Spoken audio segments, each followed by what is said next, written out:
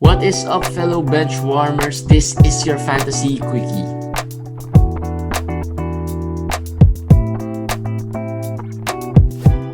Alright, Commissioner. Kahapon lang pinag-uusapan natin James Harden. And then today, pagising, boom, traded. How do you feel about the trade?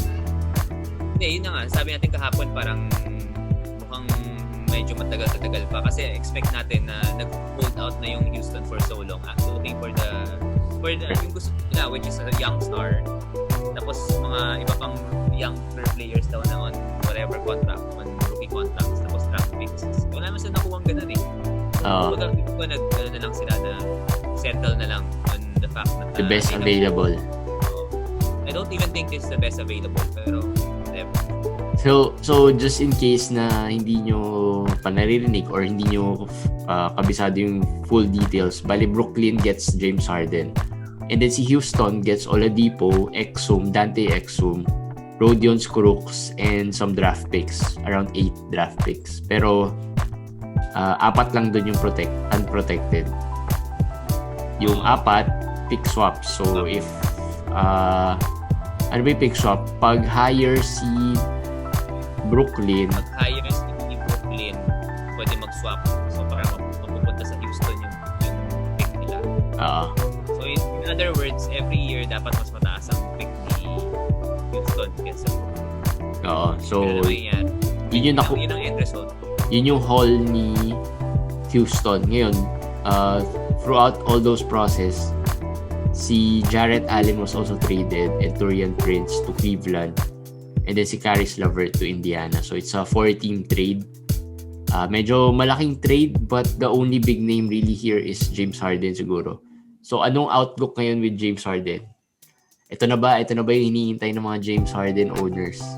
Hindi, naglagay nga tayo ng FBW for this Harden trade. Nilagay natin sa feel good. Sabi ko nga doon, ang nilagay ko is relative the fact na pwedeng it could have been worse. Yeah. Na di ba hindi na nga siya pinapapasok, sabi mo nga na pwede na siyang maglaro. Yeah. Diba? So, parang given that alternative, eto, you should feel good na he's gonna be more motivated and he's gonna play. Even if kasama niya sila KD, sila Kyrie, diba, that's not the best situation. Pero yun naman yung gusto niya eh. Oo nga, pero syempre usage niya bababa bago team. Hindi na siya pwede mag-diva-diva doon. Syempre, it's KD's team. Well, hindi ba talaga siya pwede mag-diva-diva naman? Hindi, I think for this season mag-behave yan. Kasi syempre gusto niya muna yung image niya, di ba? Yung reputation. Reputation niya, try niya muna i-salvage. So mag-ayos yan. So good yan, feel good for me Harden, pero bad in the sense na, well, hindi siya yung top option. So, hindi na siya number 1 pick by a mile. Like before. Hindi, pero with all the situation ni Harden sa Houston, I think the best talaga is for him to be traded regardless kung nasaan siya matrade. Yun nga, yung nangyari kahapon, what he said about his teammates, about his team, nasira na talaga yung relationship to the point na, parang may nabasa ako na parang iniisip na ng Houston not to let him go to work because nga si DeMarcus and John Wall is really medyo bad trip talaga sila with Harden, and which we both said na most likely scenario na point of no return na yun kasi basta sabi natin kahapon hindi siya pwede maglaro doon kasi hindi siya maglalaro na ganun ang sinabi niya doon sa teammates niya, diba? So wala na talaga yun eh. So kung hindi siya na-trade ngayon, he might have missed games already. So really feel good for Harden owners. So from fantasy perspective, ito na. I mean, you couldn't ask for anything else. Ito na yung best case scenario for James Harden. Na tingnan natin so napag-usapan natin James Harden could lose a little value, pero do you think first round type of player pa rin? Oo naman. I mean, lowest ko sa kanya kahit with Kyrie there and is top 5 pa rin. Top 5 pa rin. Okay. Ngayon na clear na ang status, clear na tayo na may the rest of the season. I think nasa top 5 ko pa rin siya. After AD, si Jokic, si Steph. Ang maganda ngayon with Harden, he reunites with Mike D'Antoni. Which we all know is one of the parang yung offense ni D'Antoni was centered on Harden. So, marami nagtatanong who will give way daw. Feeling ko si KD would give a little bit of offload ng konti. Kasi nagawa na niya with Golden State eh. Oo, pero remember sa Golden State si Curry ang medyo na-affect dun eh. Yung numbers ni KD dun. Well, sa bagay. Yung numbers ni KD ngayon wasn't OKC numbers naman. Diba? Yeah. Wala na siya dun. So I think yung numbers ni KD, especially rebounds, and the other stats are safe. Pero ang maganda kay KD, Kyrie. ano yun? Talagang affected si Kyrie. Okay. Which is, well, couldn't get any worse, kumbaga. Well, yes. Kung anong kinasaya ng mga Harden owners, dapat ikalungkot ng mga Kyrie owners. Oo. Pero speaking of KD, si KD naman even with those two superstars with him, he will get his numbers. Ganong type of player naman si KD eh, di ba? Ano naman difference nito sa Golden State situation? I think it's the same. I mean, hindi, mas buwa yung mga kasama niya ngayon. Well, true. Pero in other words, somebody has to give way, and I think it's really gonna be Kyrie. Well, there's no way in hell na pwede niya sabihin doon sa dalawa na parang it's my team or I'll take charge. Na wala siyang MVP, yung dalawa MVP. Bagay, saka wala nga siya doon eh. At saka wala rin siya. At saka yung ginawa niya ngayon. So talagang si Kyrie ma-affect. So very interesting na to. So kasi if you think about it, with Kyrie there and yung situation ni Kyrie, parang ang gulo ng Brooklyn, 'di ba? Parang you don't know what's going on. Now with two players, Kyrie and Harden there, tignan natin what will happen. Ano yung magiging dynamics. Kasi naalala ko in one of the episodes ni Inside the NBA, sabi ni Charles Barkley, gusto nga raw niya talaga makita yung Brooklyn to have Harden, Kyrie, and KD to see, Kaya nga interested ako to see kung ano yung mangyayari. To see how they will implode daw. Kasi parang wala siyang tiwala that. Pero ang maganda dito, wala pa si Kyrie. Actually, baka better nga yun at this point. I mean, for Brooklyn. Na wala si Kyrie. Wala pa si Kyrie. For me, better yun for Brooklyn. Kasi parang ngayon, is Harden in, tapos dalawa lang naman sila. Kaya yun eh, di ba? Ayun eh. So I think they'll do well. Harden is better than Kyrie. Well, hindi natin napag-uusapan with Brooklyn is another player who will really have a boost in his fantasy values, DeAndre Jordan. Kanina medyo nagpakita na naman ng konti. Of course, per minute naman ni DeAndre maganda eh. Basta you'll give him 20 plus minutes, medyo maganda naman yung mabibigay niya sa'yo. And DeAndre kasi siya eh, parang rebounds talaga and blocks. Yeah. Ito naman ang role niya eh. Tsaka field goal. Well, with this team, ano ba bang gagawin niya, di ba? Yeah. Mas kung maka-attempt ka ng 5 times sa team na to, medyo pasalamat ka na with that line, di ba? Oo.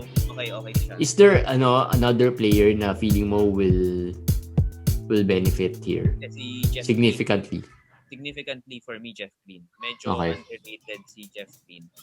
I'm saying that right now starter siya. Nag-start siya kanina, di ba? Pero syempre, titingnan natin the long term, hindi siya mag-start, mag-off the bench yan. Pero remember, kasama niya rin si Harden last year. Yeah. Di ba? So, and he played center from time to time. Oo, he played center. Wala na si Jared Allen. There's no other bigs there than Jeff Green, who's a veteran, who's also the best friend of KD. So, talagang for me, 25 minutes is very, very easy for Jeff Green to have. And remember sa DFS, naglalaro tayo. Jeff Green. Sa mga favorite niyan. Kasi may center eligibility, tapos Ito controversial, pero feeling ko actually mas magkakavalue si Jeff than DeAndre.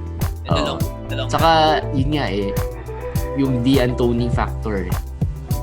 Yun yung lagi kong iniisip na paano nila papalaruin si DeAndre na nandiyan si D'Antoni. Parang ang off eh.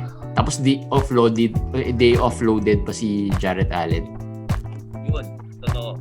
And Steve Nash yung coach. So alam mong gusto rin niya ng, di ba? Yung Jeff Green kasi reminds me a little bit of parang parang Mario na mahina na parang matanda.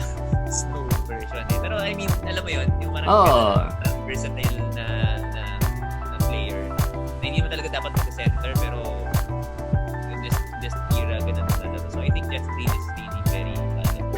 Okay. So, yun yung mga... Sino? Bruce Brown. Okay. Bruce Brown, another under. Sa Roto World kasi sabi, di ba, parang mawawalang value without Harden. And with Harden, Kyrie, and KD there. Feeling ko hindi. Feeling ko, ako lang. Alam ko sa iba, feeling nila, wala lang. Feeling ko may value siya. I'm just checking the rotation and the players left.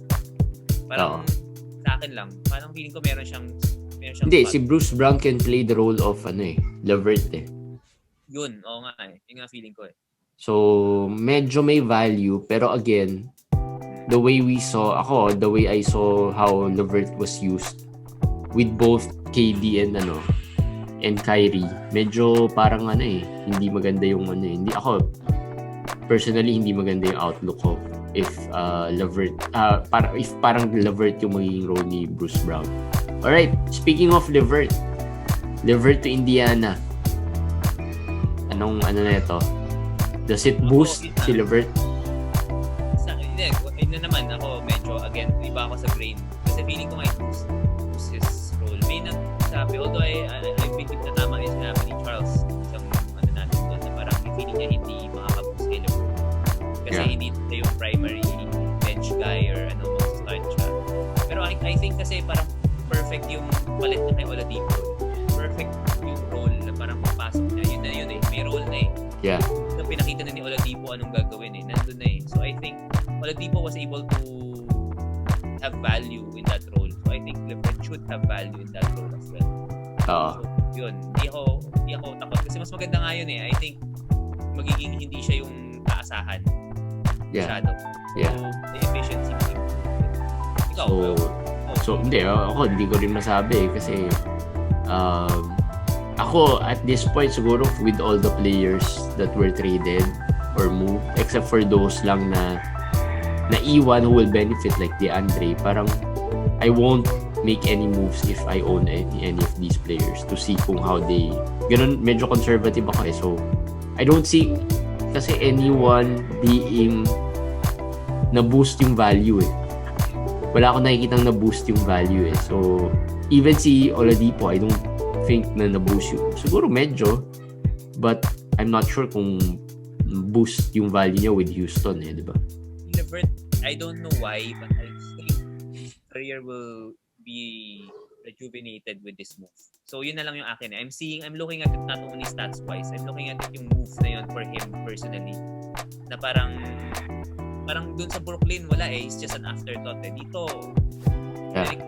so just change of scenery diba tsaka very low profile ang mga players ng Indiana so they diba so low profile pero they get the job done kumbaga. Alright, and ito yung pinaka before tayo doon sa huli yung pinaka controversial in the sense na bakit na-move yun doon or bakit kinuha ng team na to. Doon na tayo sa Houston. Si Houston, I would think si Exum and Crooks medyo low-key na lang yan. I don't think magagamit masyado. Si Oladipo na lang. So we have Wall, Oladipo, sino pa? Tucker, hindi. Eric Gordon. Yes. And then Christian Wood. Sino? PJ Tucker. So shop daw. Yun, nakikita ko rin yun na he most likely he'll be traded. So let's see kung sino makuha nila. Pero the value for Oladipo for me, same lang. Wala namang increase in actually more of positive. More of positive. Kasi in Indiana, 'di ba? Parang marami rin siyang kahati ng dito I think more ball dominant ng role niya. Doon kasi may Sabonis and Brogdon. Dito si Wood yung role ni Wood is not facilitated more of, diba? Parang spot up or post up. Yeah, or pick and roll. Good for all that. So, pero who does John Wall benefit here? Oo naman. So, pinaka-safe to say si John Wall ang biggest beneficiary dito. Tuwang-tawa si listener natin, friend natin si Romulo. Oo nga Sa kanya si John Wall Biggest beneficiary, Wall and Wood for me. Okay. How about DeMarcus? May impact ba? Hindi ko wala. Doon pa rin off the bench and ano. Pero kung ma-trade si Tucker, tapos I don't assume naman malaking return. Baka they'll play them together. Yun ang hula ko They'll start to play them together. So, pansinin nila yun. Feeling ko possible. So, yun. Those are the lowdown on the players na nakuha ng Houston. Ito yung pinaka-controversial other than, of course, si James Harden. Pero si Jarrett Allen to the Cleveland Cavaliers.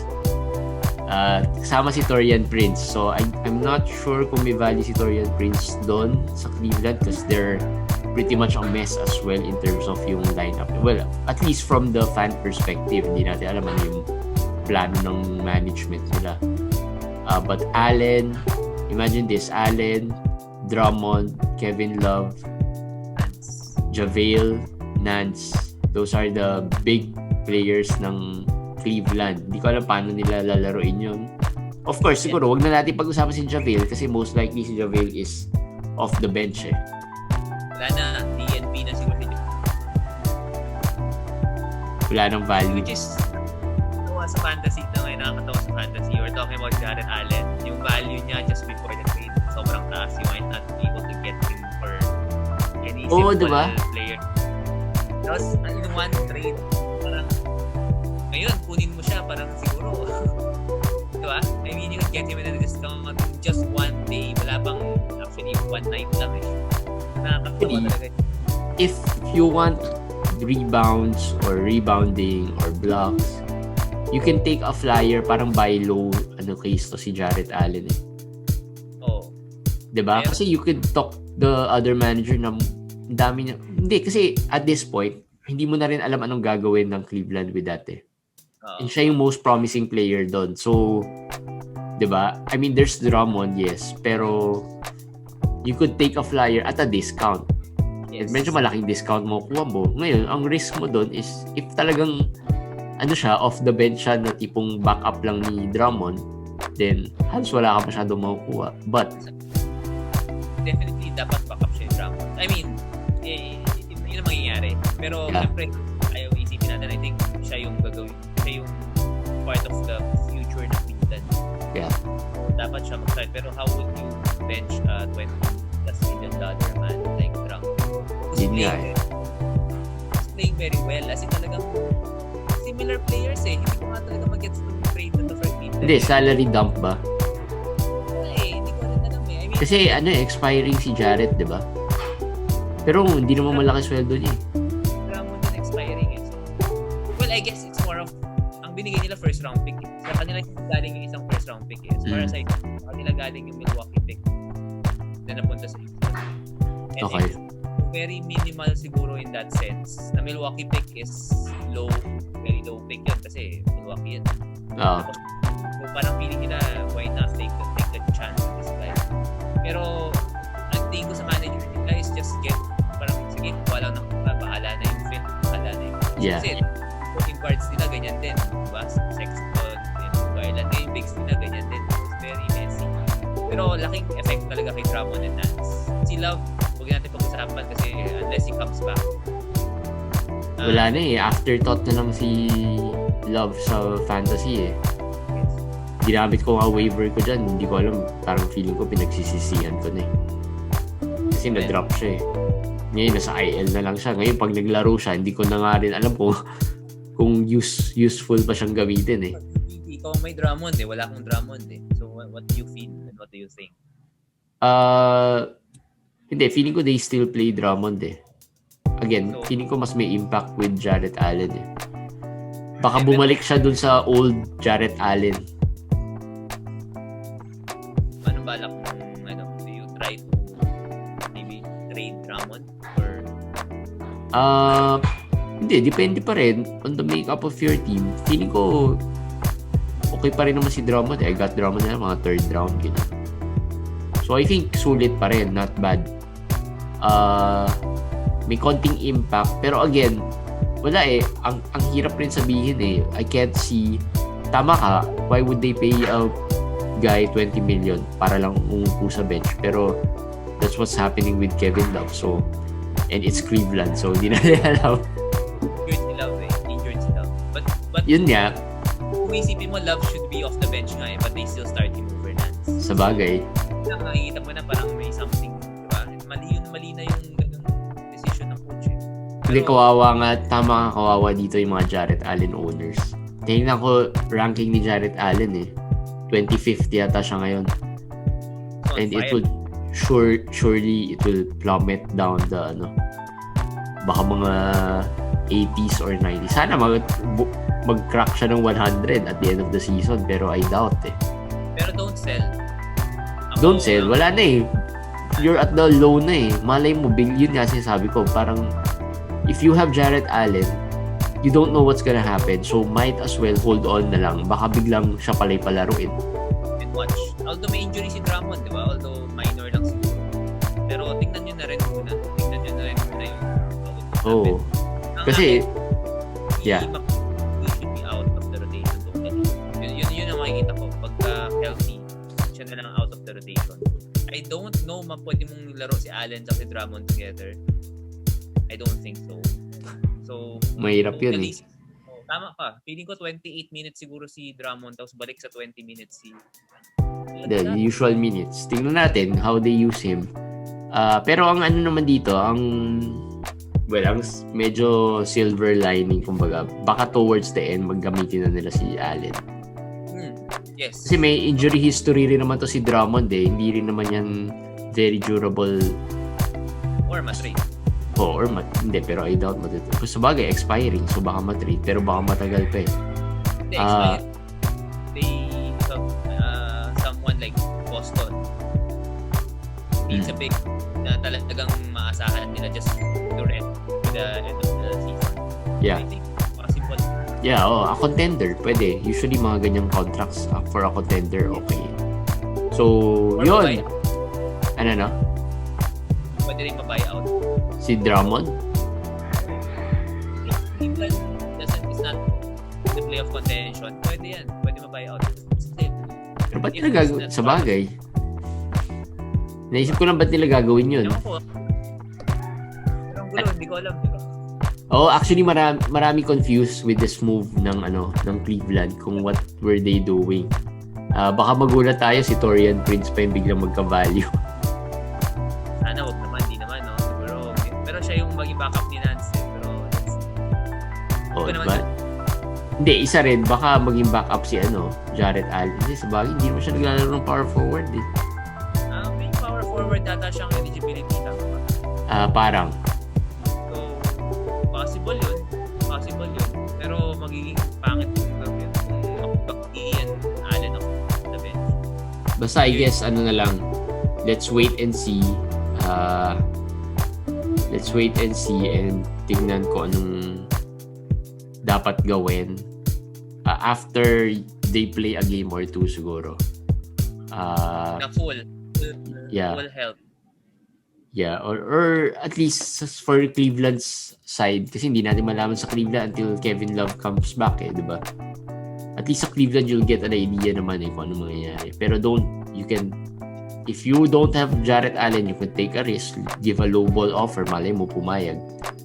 But if you have Jarrett Allen, don't sell too low.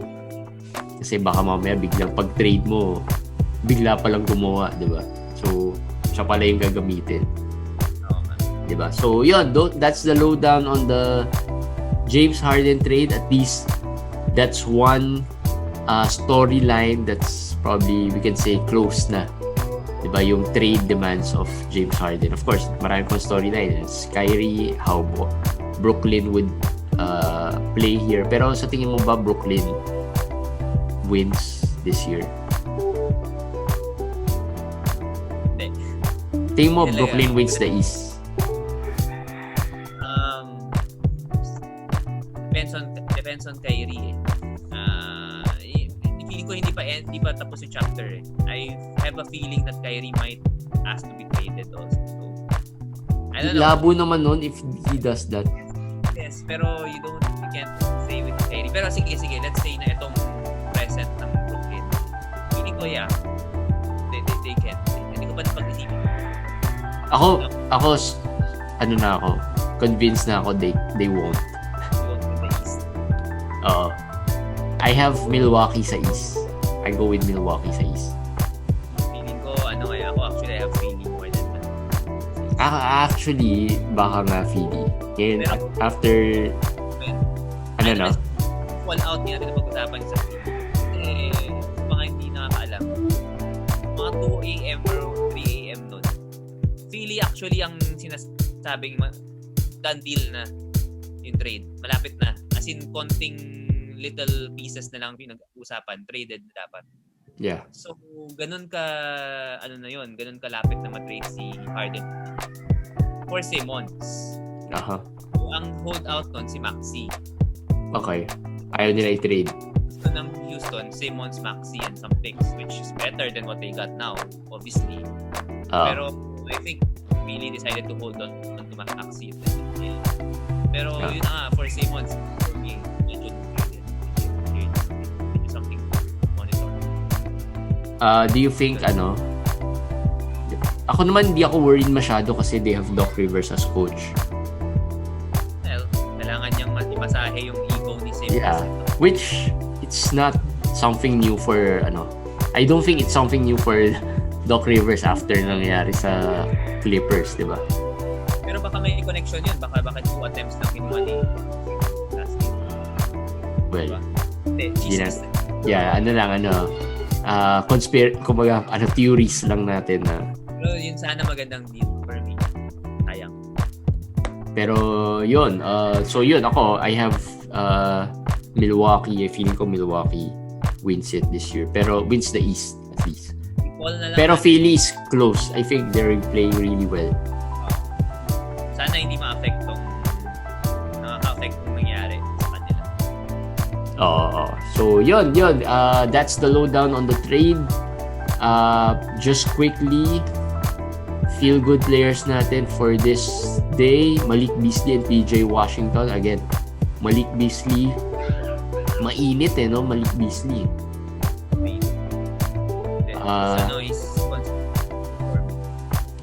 Saka I think may nag-comment before na hindi pa raw pala done deal yung case niya. I think they're just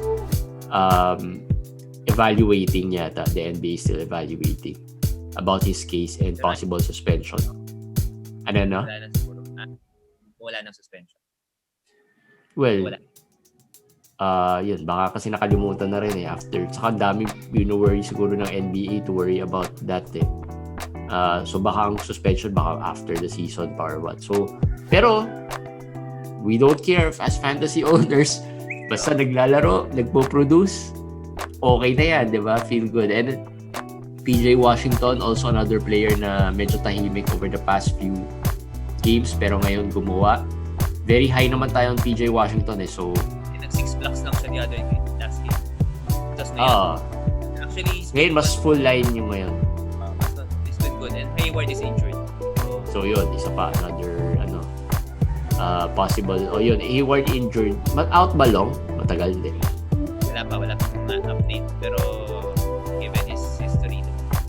Sana ma-boost yung, Rozier ko. All we can do, guys, is speculate. Kahapon pinag-usapan namin kala namin matagal mawawala. Ngayon, nag-double-double. Kaya masaya kami. So, speculate lang, diba? Which we all do, di ba? Minsan nakikinig lang rin naman yung iba just to see kung ano yung opinions natin or opinions na ibang tao, kumaga. And how they think, di ba? So, yun. And then, buy players natin, James Johnson of Dallas. Ano ba to? Buy, add na, or for a 12 team? Hindi. For 14 and above, siguro for this week. I think. Pwede. Ano yun? Sorry. May value pa siya habang Kristaps ilang minutes pa lang, limited minutes. Pero ganda pinakita ni Kristaps today, although 20 minutes lang, pero okay na rin. Mainit siya first 10-15 minutes Hindi tayo choosy. Okay na yan. Okay na yan. Better than, pero Yusuf Nurkic gumawa today. So, medyo trending up si Nurkic. Naglaro after the injury and then played well. Pero kalaban lang kasi nila was Sacramento. So, parang giveaway. Sir Benny, mali talaga ang trade. Wala talaga Sir Benny. kung nakikinig ka dito, Benny Benitez, wala talaga. Binigyan ko pa siya ng sabi ko pa sa kanya na baka na-injure si Nurkic so baka not too bad na rin yung trade. Bad talaga. Diba? Double whammy, bumalik si Kristaps today, tapos si Nurkic, gumawa pa. Alright guys, so yun lang yung worrying players natin. I think you could just browse through them sa NBA Fantasy Locker Room group natin. Doon na lang muna basahin para hindi masyadong mahaba yung video, para focus pa rin kayo kasi napapansin namin pag mahaba masyado yung video baka hindi napapanood yung buo, so sayang naman. Alright, so that's it. Ano? Zion is so yun lang, monitor. Oh well, nothing new na. So baka may mga postponement naman today, merong biglaang postponement so but at saka Westbrook could be out daw 3 to 5 weeks. So watch out for that. Tingnan nyo kung anong mga balita dyan. Alright, so that's it for our Daily Fantasy Quickie. We'll see you again tomorrow. Bye guys.